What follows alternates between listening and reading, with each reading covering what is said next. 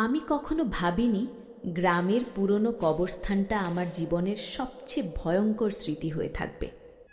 সেদিন বিকেলটা ছিল অদ্ভুত নীরব। আকাশে রোদ থাকলেও চারপাশে কেমন মলিন একটা ছায়া ছড়িয়েছিল। আমি একা হাঁটছিলাম আমাদের গ্রামের শেষ প্রান্তে, যেখানে ঝোপঝাড়ে ঢাকা ভাঙা কবরগুলো দাঁড়িয়ে আছে বহু বছরের ইতিহাস বুকে নিয়ে। লোকজন বলে ওখানে কেউ যায় না সূর্য ডোবার পর, কেউ গেলে আর আগের মতো ফিরে আসে না। আমি এসব বিশ্বাস করতাম না, কিন্তু সেদিন জানি না কেন আমার পা আমাকে টেনে নিয়ে গেল সেই কবরস্থানের ভেতরে। হাওয়া ছিল থমথমে, পাখির ডাক নেই, কুকুরের ঘেউ ঘেউ নেই, শুধু শুকনো পাতার মচমচ শব্দ আমার নিজের পায়ের নিচে। আমি হাঁটতে হাঁটতে হঠাৎ একটা অদ্ভুত কবরের সামনে থামলাম। কবরটা অন্যগুলোর মতো ছিল না। চারপাশে লাল ইটের ছোট ঘের আর উপরে কালো পাথরের ফলক, তাতে আরবি কিছু লেখা, নিচে বাংলায় শুধু একটা শব্দ, বন্দি। আমার গা শিউরে উঠল। কেন একটা কবরের উপর বন্দি লেখা থাকবে? হঠাৎ ঠান্ডা বাতাস বইল, অথচ কয়েক সেকেন্ড আগেও বাতাস ছিল না। আমার ওড়না পিছন থেকে কেউ টেনে ধরল যেন। আমি দ্রুত ঘুরে তাকালাম, কেউ নেই, কিন্তু কসম করে বলতে পারি আমি একা ছিলাম না। আমার বুকের ভেতর ধকধক শব্দ বাড়তে লাগলো। আমি কবরটার কাছে একটু ঝুঁকলাম। পাথরের ফলকে হাত রাখতেই হঠাৎ যেন বরফের মতো ঠান্ডা একটা স্পর্শ অনুভব করলাম। তারপর মাটি কেঁপে উঠল হালকা করে। আমি পিছিয়ে গেলাম। কবরের উপরের মাটি ফেটে একটা সরু রেখা তৈরি হলো। ভেতর থেকে যেন ফিসফিস শব্দ আসছে, খুলে দাও। আমার কানে স্পষ্ট ভেসে এলো। আমি জমে গেলাম। এটা কি আমার কল্পনা? আবার সেই শব্দ, আমাকে মুক্তি দাও। আমার চোখের সামনে কবরের মাটির ফাঁকটা একটু বড় হলো। ভেতর থেকে কেমন কালচে ধোঁয়া উঠছে। আমি চিৎকার করতে চাইলাম, কিন্তু গলা দিয়ে শব্দ বের হলো না। হঠাৎ আমার পায়ের কাছে একটা ছোট্ট লোহার তালা গড়িয়ে এলো, যেন মাটির ভেতর থেকে বেরিয়ে এসেছে। তালাটা পুরনো, মরচে ধরা, কিন্তু অদ্ভুতভাবে ঠান্ডা। আমার মাথার ভেতর যেন কেউ ফিসফিস করে বলল, তালা খুললেই সব শেষ। আমি দৌড়ে পালাতে চাইলাম, কিন্তু আমার পা নড়ছিল না। চারপাশে কবরগুলো যেন হালকা কিপে উঠছে, হাওয়ার মধ্যে গুমট গন্ধ। আমি অনুভব করলাম কেউ আমার ঠিক পিছনে দাঁড়িয়ে আছে। ধীরে ধীরে ঘুরে তাকালাম, কেউ নেই, কিন্তু মাটিতে আমার ছায়ার পাশে আর একটা ছায়া, লম্বা, অস্বাভাবিক লম্বা। আমার নিঃশ্বাস আটকে গেল। ফিসফিস শব্দ এবার পরিষ্কার, তুমি আমাকে ডেকেছ। আমি তো ডাকিনি। আমার চোখ চলে গেল সেই কবরের দিকে। ফাটলটা এখন স্পষ্ট। ভেতরে যেন গভীর অন্ধকার। অন্ধকারের ভেতর দুটো লালচে আলোর বিন্দু জ্বলছে। চোখ! আমি পেছাতে পেছাতে হঠাৎ হোঁচট খেলাম, পড়ে গেলাম শুকনো মাটিতে। তালাটা আবার আমার হাতে এসে ঠেকল। আমার কানে এবার একদম কাছ থেকে শব্দ, তুমি ছাড়া আর কেউ পারবে না। আমি আতঙ্কে চোখ বন্ধ করলাম। হঠাৎ সব শান্ত, পাখির ডাক, দূরে মানুষের আওয়াজ। আমি চোখ খুললাম। সূর্য প্রায় ডুবে গেছে। কবরস্থান স্বাভাবিক, কোনো ফাটল নেই, কোনো ধোঁয়া নেই। আমি হাঁপাতে হাঁপাতে উঠে দাঁড়ালাম। সব কিছু কি তাহলে আমার কল্পনা? কিন্তু আমার হাতের মুঠোয় তখনও সেই মরচে ধরা ঠান্ডা তালাটা, আর কবরের পাথরের ফলকে যেখানে বন্দি লেখা ছিল সেখানে এখন নতুন একটা দাগ, নখের আঁচড়ের মতো। আর তার নিচে কাপা কাপা অক্ষরে লেখা, আজ রাত। আমি বুঝলাম এটা শেষ হয়নি, এটা শুধু শুরু। আমি সেদিন দৌড়ে বাড়ি ফিরেছিলাম। হাঁপাতে হাঁপাতে দরজা বন্ধ করে অনেকক্ষণ চুপ করে বসেছিলাম। আমার হাত তখনও কাঁপছে। মুঠোর ভেতর শক্ত করে ধরা সেই মরচে ধরা তালাটা যেন আগুনের মতো গরম হয়ে উঠেছিল, আবার কখনো বরফের মতো ঠান্ডা। আমি নিজেকে বোঝানোর চেষ্টা করলাম সবই কল্পনা, হয়তো ভয় পেয়েছিলাম তাই এসব মনে হয়েছে। কিন্তু তালাটা, আমি সেটাকে টেবিলের ওপর রাখলাম, ভালো করে দেখলাম। পুরনো লোহার তৈরি, মাঝখানে অদ্ভুত এক চিহ্ন, যেন আগুনের শিখা আর চোখ মিলিয়ে বানানো কোনো প্রতীক। হঠাৎ লাইটটা টিমটিম করে উঠল। আমার বুক ধক করে উঠল। তারপর পুরো ঘর অন্ধকার। বিদ্যুৎ চলে গেছে। গ্রামে বিদ্যুৎ যাওয়া অস্বাভাবিক নয়, তবুও আজকের অন্ধকারটা অন্যরকম লাগছিল। খুব ঘন, খুব ভারী। আমি মোবাইলের ফ্ল্যাশ লাইট জ্বালালাম। আলোটা সোজা গিয়ে পড়ল টেবিলের ওপর। তালাটা নেই। আমি জমে গেলাম।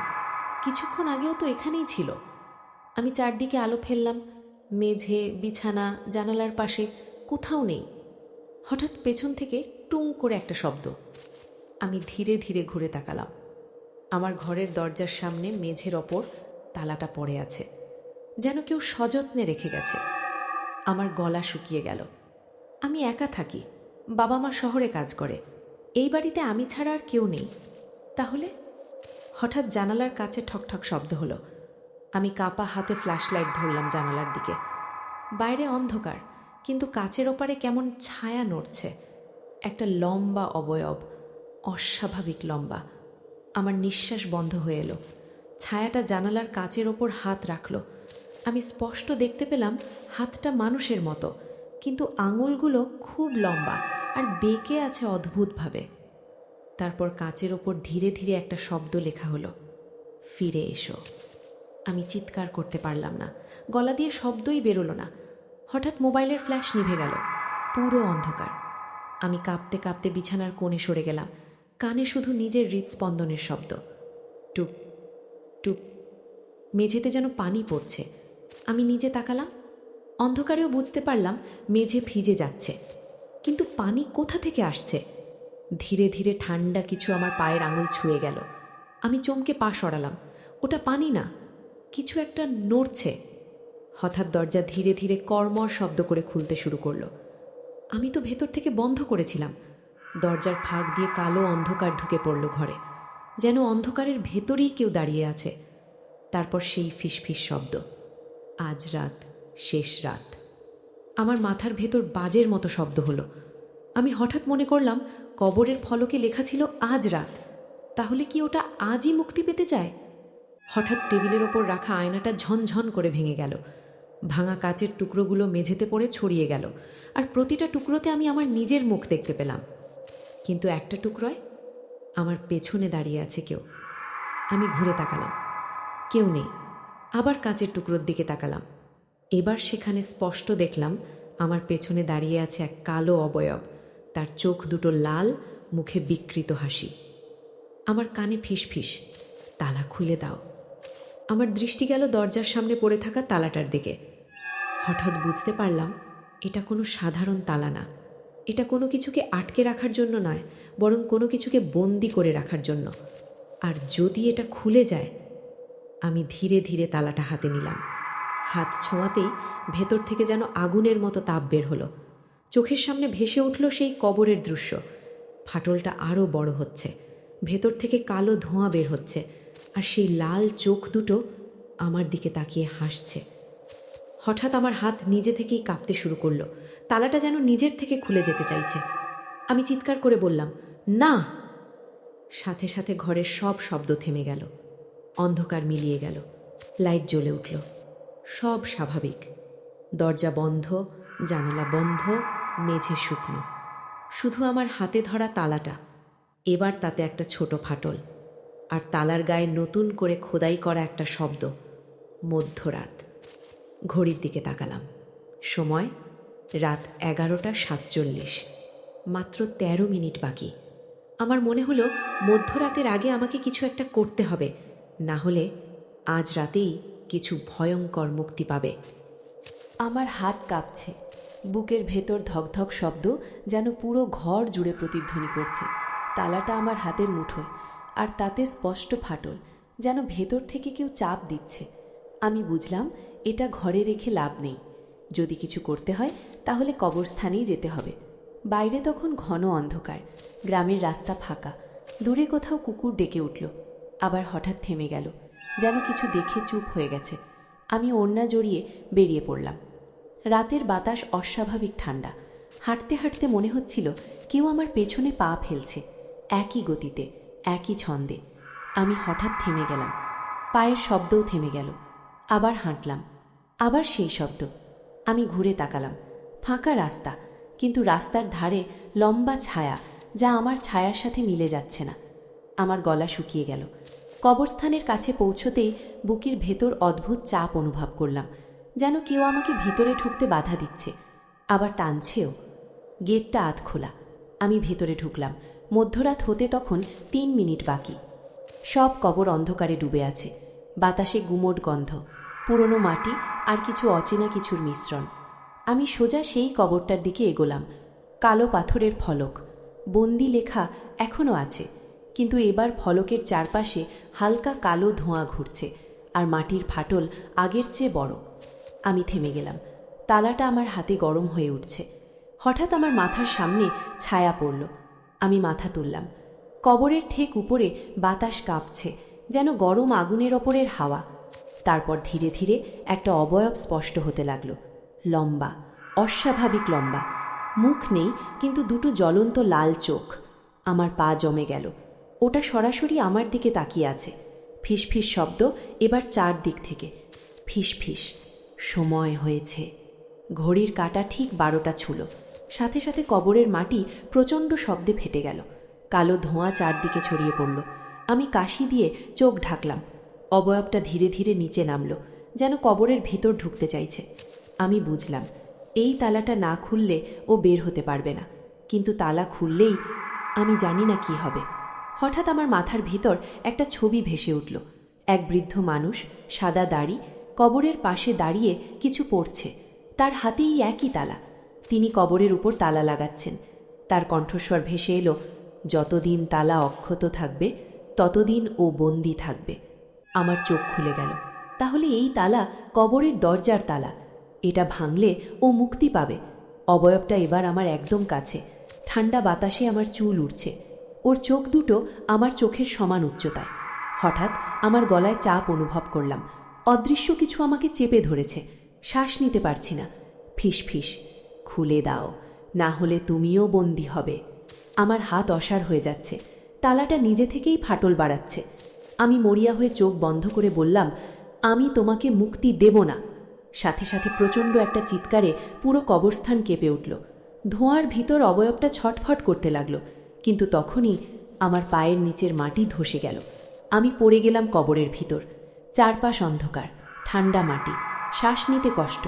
উপরে তাকিয়ে দেখলাম অবয়বটা কবরের কিনারে দাঁড়িয়ে আছে। ওর লাল চোখ জ্বলছে। ধীরে ধীরে কবরের দেওয়াল থেকে কালো হাত বের হতে লাগলো। অসংখ্য হাত। তারা আমাকে নিচের দিকে টানছে। আমি চিৎকার করলাম। তালাটা আমার হাত থেকে ছিটকে মাটিতে পড়ল। একটা বিকট শব্দ। তালাটা ফেটে গেল, আর সাথে সাথে ওপরে দাঁড়িয়ে থাকা অবয়বটা হঠাৎ হেসে উঠল। ওর চোখ দুটো আগুনের মতো জ্বলে উঠল। আমি বুঝলাম, আমি ভুল করেছি। তালাটা ভেঙে গেছে। ও মুক্ত। অন্ধকারের ভিতর থেকে সেই কণ্ঠস্বর গর্জে উঠল, এবার তুমি আমার। কণ্ঠস্বরটা যেন আকাশ ফাটিয়ে উঠল। কবরের ভেতর অন্ধকার ঘন হয়ে এলো। কালো হাতগুলো আমার পা, কোমর, কাঁধ আঁকড়ে ধরছে। ঠান্ডা, পিচ্ছিল, অথচ অদ্ভুত শক্ত। আমি মরিয়া হয়ে উপরের দিকে তাকালাম। কবরের কিনারে দাঁড়িয়ে থাকা সেই লম্বা অবয়বটা ধীরে ধীরে স্পষ্ট হতে লাগলো। কালো ধোঁয়ার ভেতর থেকে একটা মুখ বেরিয়ে এলো, মানুষের মতো, কিন্তু চোখ দুটো জ্বলন্ত কয়লার মতো লাল, ঠোঁট বাঁকানো বিকৃত হাসিতে। হঠাৎ মনে হলো ও হাসছে না, বরং আমাকে দেখেই আনন্দ পাচ্ছে। আমি চিৎকার করলাম, আমাকে ছাড়ো। সাথে সাথে কবরের দেয়ালে অদ্ভুত কিছু চিহ্ন জ্বলতে শুরু করলো, আরবি অক্ষরের মতো, আগুনের মতো লাল হয়ে জ্বলে উঠছে। মনে হলো এগুলো কোনো বন্ধনের মন্ত্র। অবয়বটা গর্জে উঠল, ওগুলো আর কাজ করবে না, তালা ভেঙে গেছে। ঠিক তখনই আমি অনুভব করলাম আমার হাতের মুঠোয় এখনো তালার একটা ছোট ভাঙা অংশ রয়ে গেছে, এক টুকরো ধাতু। সেটা অদ্ভুতভাবে উষ্ণ। আমার মাথার ভেতর হঠাৎ সেই বৃদ্ধ লোকটার মুখ ভেসে উঠল। তিনি যেন ফিসফিস করে বলছেন, তালাই শুধু বন্ধন নয়, বিশ্বাসও বন্ধন। আমি বুঝলাম না কথার মানে, কিন্তু অদ্ভুতভাবে সাহস ফিরে এলো। আমি কবরের ভেতরেই দাঁড়িয়ে চোখ বন্ধ করলাম। ভেতরে ভেতরে যা জানি, যা শিখেছি ছোটবেলা থেকে, সব মনে করতে লাগলাম। দোয়া, আয়াত, নাম। আমার কণ্ঠ কাঁপছিল, তবুও উচ্চারণ করলাম। হঠাৎ কালো হাতগুলো ঢিলে হয়ে গেল। অবয়বটা চিৎকার করে উঠল, কান ফাটানো এক শব্দ। কবরের দেয়ালে জ্বলে থাকা চিহ্নগুলো আরও উজ্জ্বল হলো, আগুনের রেখা হয়ে পুরো কবর ঘিরে ফেলল। অবয়বটা পেছাতে লাগল, না না, তুমি তো শুধু একটা মেয়ে। আমি চোখ খুললাম, এবার ভয় কম, বরং রাগ। আমি বললাম, তুমি বন্দি ছিলে কারণ তুমি দুর্বল। কথাটা বলার সাথে সাথে আমার হাতে থাকা তালার টুকরোটা আগুনের মতো জ্বলে উঠল। আলো ছড়িয়ে পড়ল পুরো কবরের ভেতর। অবয়বটা ধোঁয়ার মতো কাঁপতে লাগলো। কিন্তু ঠিক তখনই হঠাৎ সব আলো নিভে গেল। কবরের ভেতর ভয়ঙ্কর নিস্তব্ধতা। তারপর ঠান্ডা এক হাসি। তুমি ভাবছো তুমি আমাকে থামাতে পেরেছ? আমার পেছনে হঠাৎ ঠান্ডা নিঃশ্বাস। আমি ঘুরতেই দেখলাম ও আমার ঠিক পেছনে দাঁড়িয়ে। কিভাবে? কবর তো সিল হয়ে যাচ্ছিল। ওর লাল চোখ একদম আমার চোখের সামনে। তুমি শুধু দরজা খুলেছ না, আমাকে শক্তিও দিয়েছ। আমি বুঝতে পারলাম তালাটা ভাঙার সাথে সাথে ও পুরোপুরি মুক্ত না হলেও আংশিক মুক্ত হয়েছে। কবরের বাইরে হঠাৎ বজ্রপাতের শব্দ, মাটি কাঁপতে লাগলো। আমি অনুভব করলাম আমরা আর শুধু কবরের ভেতরে নেই, চারপাশ বদলে যাচ্ছে। অন্ধকার কুয়াশার মতো ছড়িয়ে গেল। আমি দাঁড়িয়ে আছি এক বিশাল শূন্য জায়গায়। চারদিকে ভাঙা কবর, শুকনো গাছ আর কালো আকাশ। ও আমার সামনে ভেসে উঠল। এটা আমার জগৎ। আমার বুক কেঁপে উঠল। আমি কি তাহলে আর বাস্তব জগতে নেই? ও ধীরে ধীরে আমার চারপাশে ঘুরছে। তুমি আমাকে মুক্তি দিয়েছ, এখন তোমাকেই বদলে নিতে হবে। হঠাৎ আমি অনুভব করলাম আমার হাত ঠান্ডা হয়ে যাচ্ছে, চামড়ায় কালচে দাগ উঠছে। আমি আতঙ্কে হাত দেখলাম, আমার ছায়া লম্বা হয়ে যাচ্ছে, ওর মতো। আমি চিৎকার করলাম, না, আমি তোমার মতো হব না। ও হেসে উঠল, তোমার ভেতর ভয় আছে, আর ভয়ই আমার শক্তি। আমি হাঁপাতে হাঁপাতে পিছিয়ে গেলাম। হঠাৎ দূরে আলো দেখলাম, একটা ক্ষীণ আলো। কেউ দাঁড়িয়ে আছে, সেই বৃদ্ধ লোকটা। তিনি হাত তুলে ইশারা করছেন, আলোয় এসো। অবয়বটা গর্জে উঠল, ওর দিকে যেও না। আমি দ্বিধায় পড়ে গেলাম। একদিকে কালো জগৎ, অন্যদিকে ক্ষীণ আলো। আমার হাতের কালো দাগ বাড়ছে। আমি বুঝলাম সিদ্ধান্ত এখনই নিতে হবে। আমি দৌড় দিলাম আলোর দিকে। পেছন থেকে বিকট চিৎকার। হঠাৎ আমার পা কিছুর সাথে আটকে গেল। আমি পড়ে গেলাম। মাথায় প্রচণ্ড আঘাত। সব কিছু অন্ধকার। শেষবার শুনলাম সেই কণ্ঠ, তুমি পালাতে পারবে না। আমি ধীরে ধীরে চোখ খুললাম। ভোরের আলো। আমি কবরস্থানের মাটিতে পড়ে আছি। সব শান্ত। কবরটা আগের মতোই অক্ষত, কোনো ফাটল নেই, কোনো ধোঁয়া নেই। আমি উঠে বসলাম। সব কি স্বপ্ন ছিল? ঠিক তখনই আমার সামনে মাটিতে ছায়া পড়ল। আমি তো একা, কিন্তু ছায়া দুটো, একটা আমার, আর একটা আমার পেছনে দাঁড়িয়ে থাকা কারোর। ভোরের আলো পুরো কবরস্থান জুড়ে ছড়িয়ে পড়েছে, কিন্তু আমার শরীর ঠান্ডা, কারণ আমি স্পষ্ট দেখছি মাটিতে দুটো ছায়া, একটা আমার, আরেকটা আমার পেছনে দাঁড়িয়ে থাকা কারো। আমি ধীরে ধীরে ঘুরে দাঁড়ালাম। কেউ নেই, ফাঁকা কবরস্থান, শুকনো গাছ, পাখির ডাক। আবার মাটির দিকে তাকালাম। এবার একটাই ছায়া। আমার বুক ধড়ফড় করছে। আমি নিজেকে বোঝানোর চেষ্টা করলাম, সবই মানসিক চাপ, রাতভর আতঙ্কে থাকলে এমন হতেই পারে। আমি দ্রুত কবরস্থান থেকে বেরিয়ে বাড়ির দিকে হাঁটতে শুরু করলাম।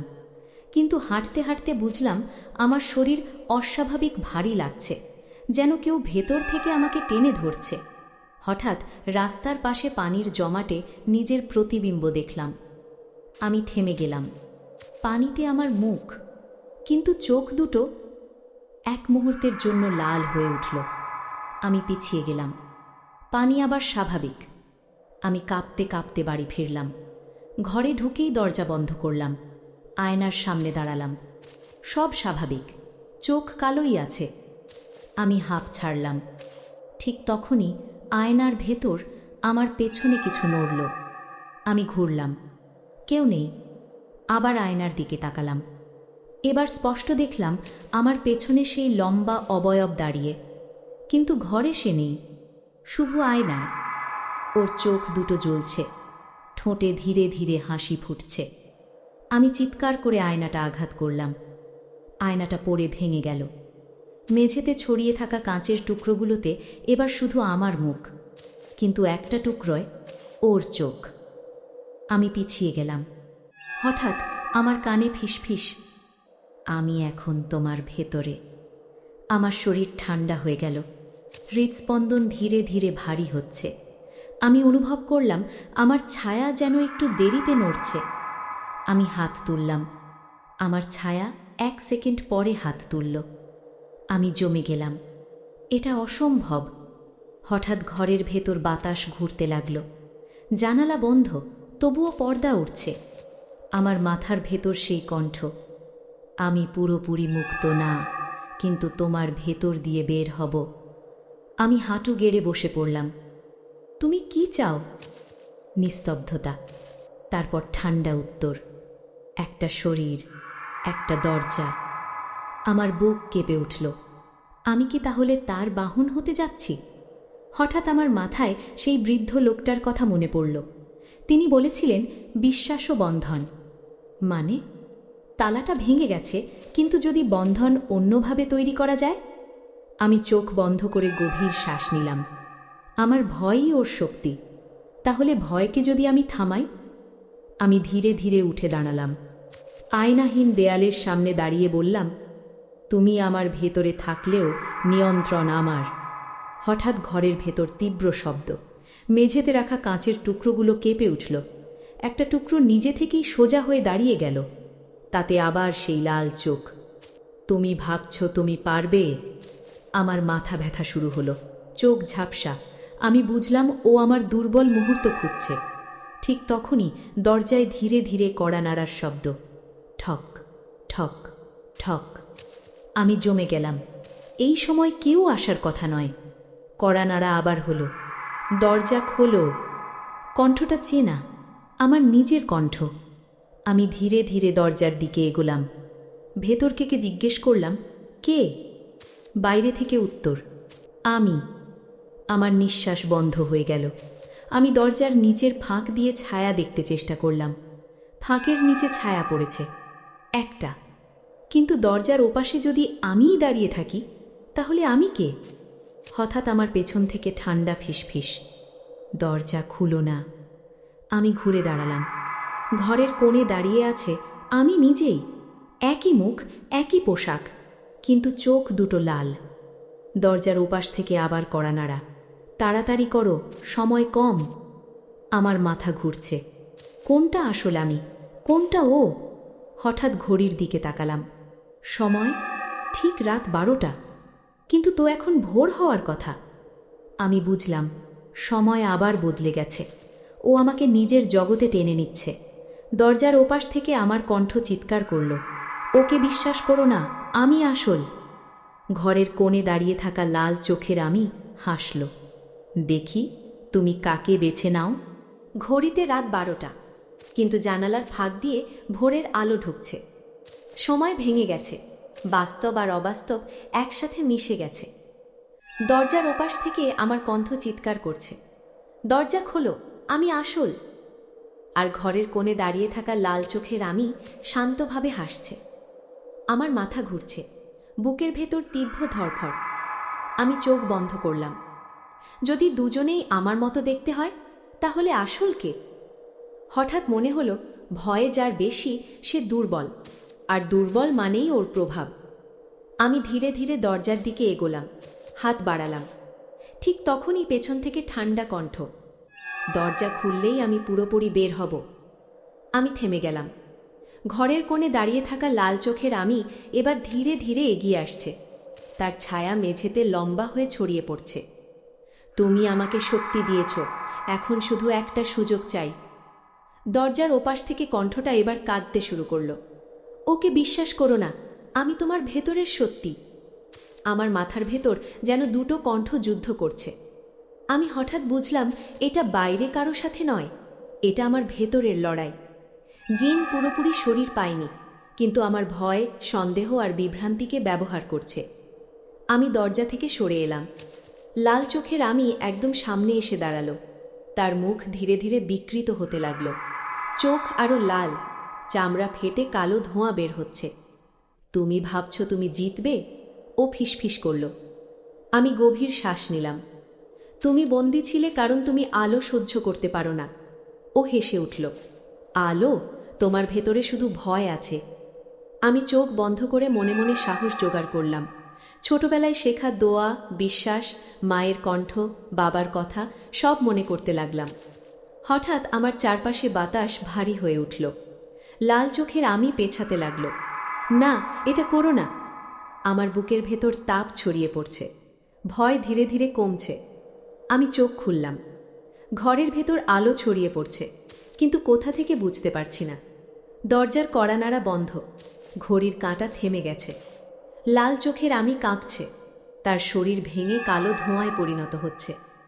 তুমি আমাকে মেরে ফেলতে পারবে না, সে গর্জে উঠল। আমি শান্তভাবে বললাম, আমি তোমাকে মারতে চাই না, আমি শুধু তোমাকে ফিরিয়ে দিতে চাই যেখানে তোমার জায়গা। হঠাৎ মেঝে কাঁপতে লাগল।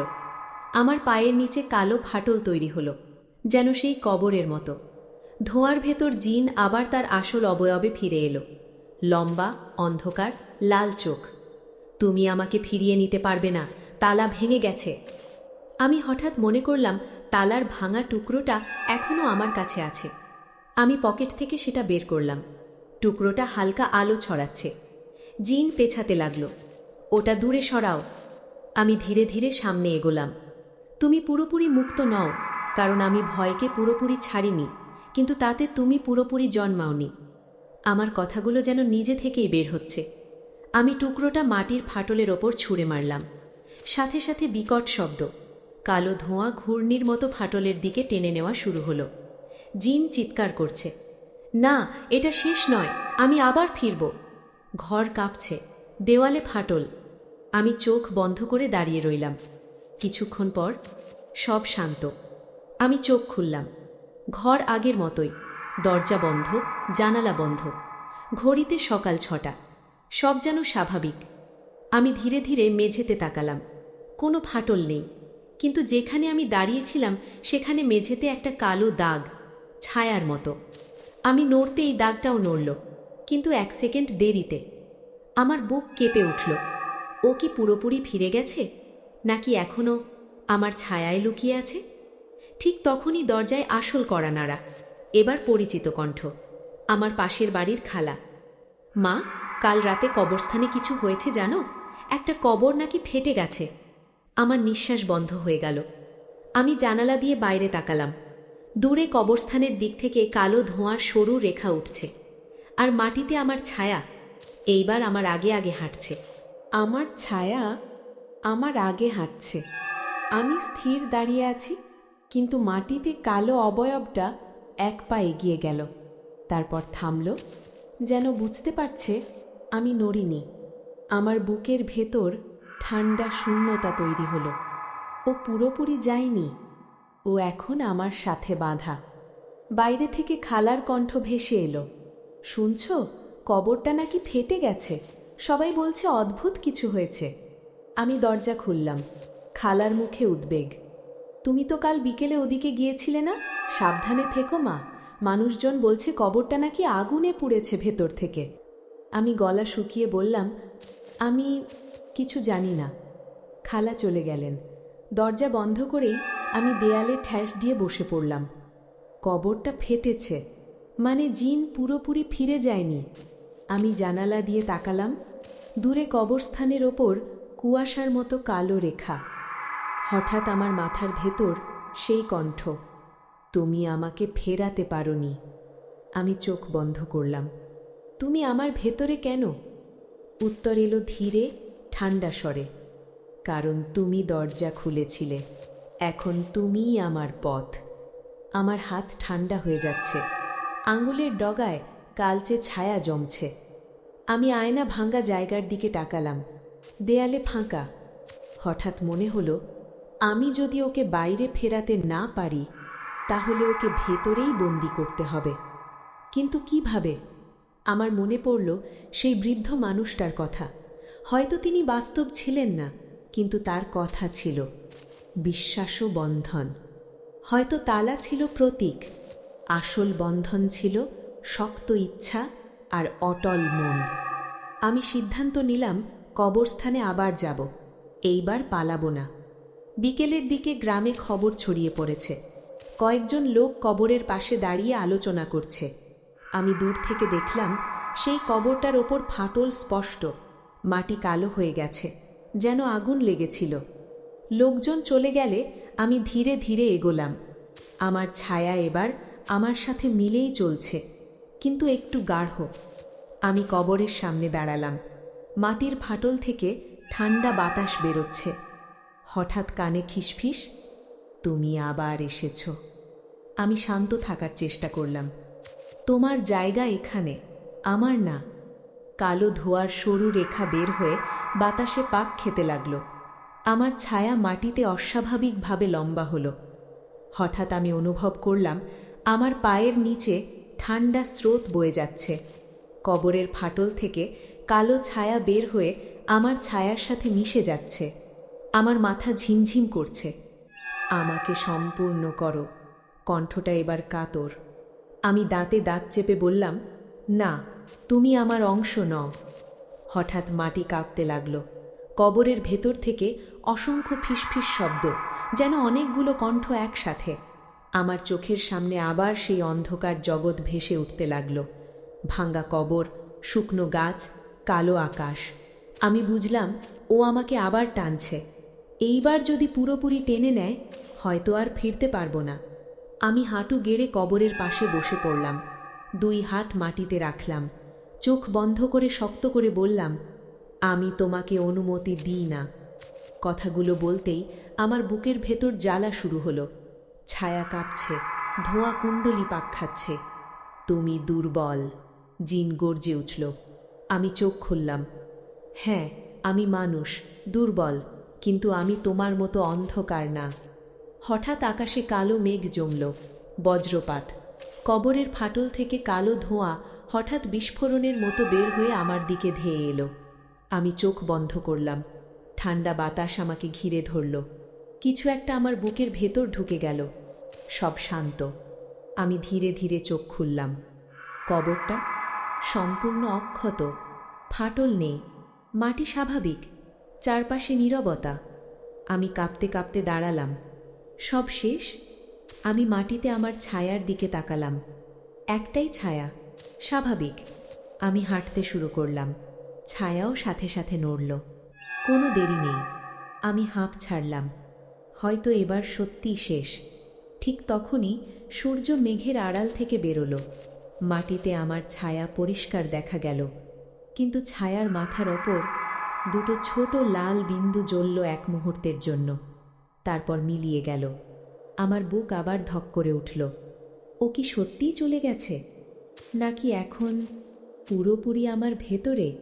ছায়ার মাথার ওপর 2 লাল বিন্দু জ্বলে উঠেছিল, এক মুহূর্ত, তারপর অদৃশ্য। আমি স্থির দাঁড়িয়ে রইলাম। বাতাস থেমে গেছে, পাখির ডাক নেই, পুরো কবরস্থান নিস্তব্ধ। আমার ভেতরেও অদ্ভুত নীরবতা। আগের মতো ভয় নেই, আতঙ্ক নেই, বরং একটা ভারী চাপ, যেন গভীর পানির নিচে দাঁড়িয়ে আছি। আমি ধীরে ধীরে বাড়ির দিকে হাঁটতে লাগলাম। আজ চারপাশ স্বাভাবিক, অথচ অস্বাভাবিক। মানুষজন কথা বলছে, দোকান খুলছে, শিশুরা খেলছে, কিন্তু আমি অনুভব করছি আমার ভেতরে কেউ নীরবে বসে আছে, চুপচাপ, অপেক্ষায়। রাতে আমি দরজা জানালা বন্ধ করে বিছানায় বসে রইলাম। আলো নিভাইনি। আয়না নেই ঘরে, ভাঙা কাচগুলো সরিয়ে ফেলেছি। কিন্তু আয়না না থাকলেও ছায়া আছে। আমি দেয়ালের দিকে তাকালাম। আমার ছায়া স্থির। আমি হাত তুললাম, ছায়াও সাথে সাথে হাত তুলল। কোনো দেরি নেই। আমি দীর্ঘশ্বাস ফেললাম। হয়তো সব শেষ। ঠিক তখনই মাথার ভেতর খুব ক্ষীণ একটা ফিসফিস, তুমি আমাকে মেনে নিয়েছ। আমি চোখ বন্ধ করলাম। না, আমি তোমাকে ভয় পাই না, এটাই পার্থক্য। কণ্ঠটা কিছুক্ষণ চুপ রইল, তারপর ধীরে ধীরে বলল, ভয় না থাকলে আমি বাঁচি না। আমার বুকের ভেতর একটা উপলব্ধি জাগল। জিন পুরোপুরি কোনো শরীর পায়নি, পুরোপুরি মুক্তও হয়নি। সে বেঁচে থাকে ভয় আর সন্দেহে। আমি তাকে ভেঙে দিয়েছি, কিন্তু শেষ করিনি, কারণ অন্ধকার পুরোপুরি শেষ হয় না, ও শুধু জায়গা বদলায়। আমি বিছানা থেকে উঠে জানালার কাছে গেলাম। দূরে কবরস্থান দেখা যায়। আজ সেখানে কোনো ধোঁয়া নেই, কোনো ফাটল নেই, শুধু পুরনো কবরগুলো দাঁড়িয়ে আছে নীরব হয়ে। হঠাৎ আমার চোখে একটা দৃশ্য ভেসে উঠল। সেই বৃদ্ধ লোকটা কবরের পাশে দাঁড়িয়ে। তিনি আমার দিকে তাকিয়ে মৃদু হাসলেন, তারপর ধীরে ধীরে মিলিয়ে গেলেন। আমি বুঝলাম তিনি হয়তো বাস্তব মানুষ ছিলেন না, হয়তো প্রতীক, হয়তো আমার বিশ্বাসের রূপ। হঠাৎ ঘরের ভেতর বাতাস ঠান্ডা হয়ে গেল। আমার পেছনে ছায়া লম্বা হলো। আমি ধীরে ধীরে ঘুরলাম। কেউ নেই, কিন্তু দেয়ালে আমার ছায়ার পাশে আরেকটা সরু কালো রেখা। আমি স্থির চোখে তাকিয়ে রইলাম। রেখাটা ধীরে ধীরে আমার ছায়ার সাথে মিশে গেল। তারপর আবার একটাই ছায়া। আমার মাথার ভেতর শেষবারের মতো সেই কণ্ঠ ভেসে এলো, তুমি ঘুমোচ্ছ, কিন্তু চিরদিনের জন্য না। আমি শান্তভাবে বললাম, যতদিন আমি ভয়কে জায়গা না দিই ততদিন তুমি বন্দি। নিস্তব্ধতা, কোনো উত্তর নেই। আমি আলো নিভিয়ে শুয়ে পড়লাম। ঘর অন্ধকার, চোখ ধীরে ধীরে বন্ধ হয়ে আসছে। শেষবার দেয়ালের দিকে তাকালাম। অন্ধকারে ছায়া স্পষ্ট দেখা যায় না, কিন্তু মনে হলো আমার ছায়া একবার খুব হালকা করে হাসল, তারপর সম্পূর্ণ স্থির।